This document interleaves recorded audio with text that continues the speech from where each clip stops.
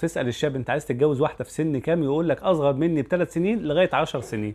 طب السبب ايه؟ يقول لك علشان تحترمني في فرق السن، وعلشان ان الستات بيبان عليهم الكبر اكتر من الرجالة، وده مش مقياس. اكيد كلنا قابلنا نموذج ان الزوجة بتكون اصغر من الزوج ومع ذلك هي مش بتحترمه وبتمسح بيه بلاط البيت. في كام بنت عندها 20 سنة ولما تشوفها تحس ان هي عندها 30 و35، والعكس في واحدة عندها 37 تبص لها كده تلاقيها 17 سنة.